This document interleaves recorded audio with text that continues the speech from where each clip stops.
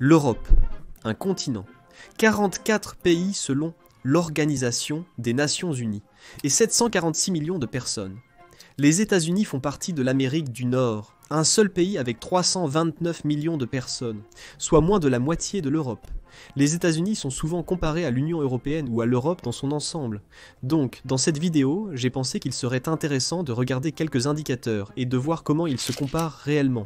Nous avons déjà vu des éléments de base comme le nombre de pays et la population. Qu'en est-il de la taille ? Les États-Unis ont une superficie d'environ 9,8 millions de kilomètres carrés, tandis que l'Europe a une taille d'environ 10,5 millions. Bien que cela puisse varier selon les limites que vous attribuez au continent.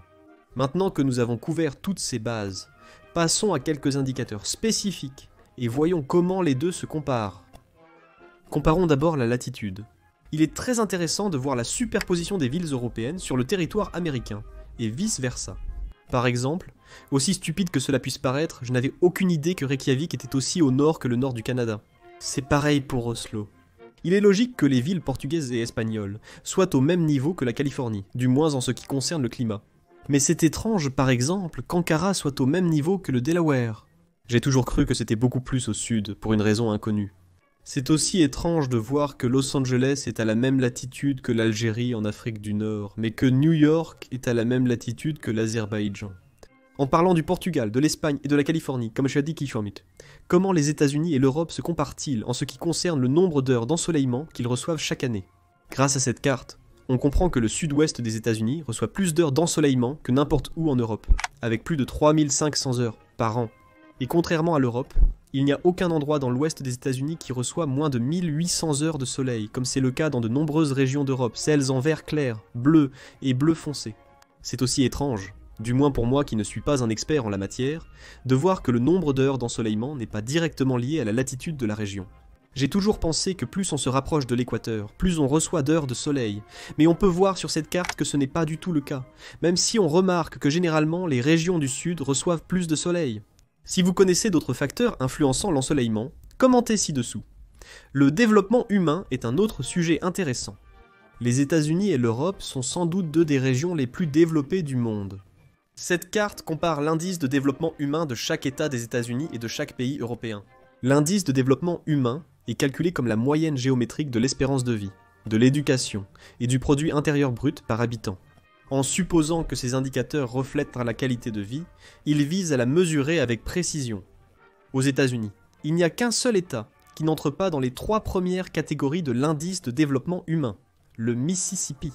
Quand on regarde l'Europe, seuls quelques pays figurent dans le classement supérieur. L'Islande, la Norvège, la Suède, l'Irlande, le Danemark, l'Allemagne, les Pays-Bas et la Suisse. Les niveaux baissent considérablement en Europe de l'Est, avec de nombreux pays comme l'Ukraine, la Turquie, la Serbie, la Bosnie-Herzégovine, l'Albanie et la Macédoine du Nord dans la catégorie la plus basse. Le Portugal est le seul pays d'Europe de l'Ouest qui ne se classe pas dans le top 3 de l'indice de développement humain. Une comparaison relativement subjective de ces deux régions est aussi montrée sur cette autre carte. Ceci est basé sur un sondage du Pew Research Center de 2014. Les données datant de près de 10 ans peuvent être obsolètes et invalides aujourd'hui. Gardez cela à l'esprit pour les vidéos présentant des données et des cartes. Les données peuvent ne pas être totalement exactes, et elles peuvent être obsolètes. Mais dans celle-ci, on a demandé aux gens s'ils étaient absolument certains de l'existence de Dieu. Et la comparaison des résultats entre les États-Unis et l'Europe est stupéfiante. La majorité des États américains ont plus de 50% de personnes certaines de l'existence de Dieu, certains dépassant même 70%, ceux en bleu foncé. Seuls le Vermont, le Maine et le Massachusetts ont des résultats inférieurs à 50%, tandis que la plupart de l'Europe est beaucoup moins certaine dans sa croyance en Dieu. La majeure partie du continent est en jaune, avec seulement 10 à 29% des personnes certaines de leur croyance. Le Portugal, la Pologne, la Slovaquie, la Lituanie, l'Ukraine et la Bulgarie atteignent entre 30 et 49% de la population, sans jamais dépasser la moitié. Le reste des Balkans est plus religieux, mais seuls la Géorgie et l'Arménie atteignent le niveau bleu foncé. Certains pays sont manquants sur cette carte, indiquée en gris. Si vous connaissez leur niveau de religiosité, commentez ci-dessous. Un autre point de comparaison intéressant est celui des restrictions d'âge entre les États-Unis et l'Europe. Les restrictions d'âge peuvent s'appliquer à la conduite, au vote, à l'achat de tabac ou d'alcool. De nombreuses restrictions changent fréquemment. Elles peuvent donc être inexactes au moment où vous les consultez. Aux États-Unis, Le gouvernement permet de conduire à un âge bien plus précoce qu'ailleurs. Dans le Dakota du Sud, il est indiqué que l'on peut conduire à 14 ans et 6 mois. C'est un peu fou si c'est vrai. L'âge maximal pour conduire aux États-Unis semble être 17 ans dans le New Jersey. Alors qu'en Europe, la grande majorité des pays a un âge minimum de conduite fixé à 18 ans, seul le Royaume-Uni, l'Islande, la Hongrie et la Géorgie l'ont abaissé à 17 ans en ce qui concerne le droit de vote. 18 ans est courant uniquement en Europe. Il y a 2 pays qui diffèrent, l'Autriche à 16 ans et la Grèce à 17 ans, bien que je ne sois pas sûr que ces limites soient ces mêmes pour tous les types d'élections. L'achat de tabac est autorisé à partir de 21 ans aux États-Unis, contre 18 ans en Europe. L'achat d'alcool est également interdit aux personnes de moins de 21 ans dans tous les États-Unis avec cette limite. L'âge légal pour consommer de l'alcool varie en Europe, mais ne dépasse jamais 18 ou 20 ans selon le type d'alcool. Au Portugal, vous pouvez acheter de la bière ou du vin dès 18 ans, mais pour d'autres boissons, la limite d'âge est de 20 ans, je crois. Lorsqu'il s'agit de comparer les forces armées, par exemple, c'est une comparaison difficile à faire. D'après Wikipédia, l'armée américaine compte environ 1 million de membres, incluant l'armée active, la réserve et la garde nationale. Et selon cet article de 2018 de Business Insider, les 5 armées les plus puissantes d'Europe, toutes ces cartes excluent la Russie, sont la France avec 390 000, le Royaume-Uni 280 000, l'Italie 267 000, l'Allemagne 200 000 et l'Espagne 175 000. Réunis, ces pays surpasseraient l'armée américaine malgré l'avantage matériel des États-Unis. Les États-Unis ont un avantage considérable dans les domaines des navires, du renseignement, des chars, des avions et des investissements, comme le montre ce graphique comparatif. Heureusement, la plupart des pays européens, et les États-Unis étant alliés par l'OTAN, une comparaison n'est pas nécessaire, car en cas de conflit, ils seraient très probablement du même côté. Et qu'en est-il d'une comparaison économique ? Les États-Unis et l'Union européenne sont les 2 plus grandes économies mondiales, en termes nominaux.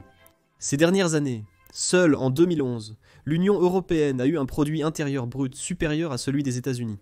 N'oubliez pas que cela exclut l'Europe hors Union européenne. Le produit intérieur brut par habitant est de 63 000 $ aux États-Unis, contre 33 000 $ dans l'Union européenne. Gardez à l'esprit que ces chiffres sont des moyennes. Certains pays de l'Union européenne et États américains ont des valeurs plus élevées ou basses. De plus, comme le montrent ces cartes, le produit intérieur brut des États-Unis est principalement soutenu par la Californie, le Texas, la Floride et New York, tandis que celui de l'Europe est essentiellement porté par la France, l'Allemagne, le Royaume-Uni, l'Espagne et l'Italie. En ce qui concerne la comparaison des devises, au moment où je fais cette vidéo, un euro équivaut à $1,07. La valeur de l'euro a récemment diminué, s'approchant de la parité avec le dollar, après avoir été plus élevée par le passé. Comme nous pouvons le voir sur ce graphique, il n'y a eu qu'une courte période, au début des années 2000, où l'euro valait moins que le dollar. Il y a eu un moment où il valait presque 50% de plus. Récemment, les choses dans se sont stabilisées, et ils valent presque la même chose. Mais avec la Croatie qui rejoindra la monnaie européenne l'année prochaine, cela pourrait encore augmenter. N'oubliez pas que tous les pays d'Europe, et même de l'Union européenne, n'utilisent pas l'euro comme monnaie.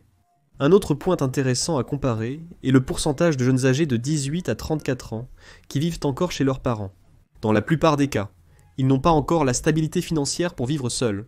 Ces cartes montrent des données de 2015, mais selon les dernières informations que j'ai trouvées, les chiffres sont restés relativement stables depuis. En Europe, les pays nordiques sont des valeurs très faibles. Ces régions ont les revenus les plus élevés, donc il est plus facile pour les gens d'y vivre seuls, mais cela pourrait aussi être lié à la culture. En Europe du Sud, le pourcentage de jeunes vivant encore chez leurs parents est très élevé. 44% au Portugal, 37% en Espagne, 46% en Italie et plus de 50% en Grèce, en Bulgarie et en Slovaquie. Aux États-Unis, les chiffres sont tout aussi élevés. Le Dakota du Nord a le taux le plus bas, avec 14%, tandis que le New Jersey a le plus élevé avec 46%, sans qu'aucun État ne dépasse les 50%. Ces valeurs élevées sont généralement liées au fait que les salaires ne suffisent pas et que le coût de la vie est beaucoup trop élevé, en raison de la hausse des prix, de l'inflation et d'autres facteurs. Voici une comparaison des États-Unis et de l'Europe sur plusieurs indicateurs et aspects. De nombreux points de comparaison existent entre les 2 régions. N'hésitez pas à partager d'autres exemples en commentaire pour une potentielle deuxième partie. Être équitable dans ces comparaisons est un défi. Après tout, les États-Unis sont un seul pays, et l'Europe en compte environ 44. Mais si l'on prend en compte que les États-Unis sont un État fédéral composé de 50 États, la comparaison prend un peu plus de sens. Comme le montre cette carte interactive, la taille des États-Unis et de l'Europe est assez similaire, tant en termes de superficie que de kilomètres carrés, comme mentionné précédemment. À bien des égards, ils sont similaires, mais à bien d'autres, de grandes différences sont visibles, dont beaucoup signifiant une grande différence dans la façon dont les gens vivent leur vie et dans la qualité de cette vie. Merci d'avoir regardé. Abonnez-vous pour les prochaines vidéos et laissez vos avis en commentaire. À la prochaine pour d'autres informations culturelles.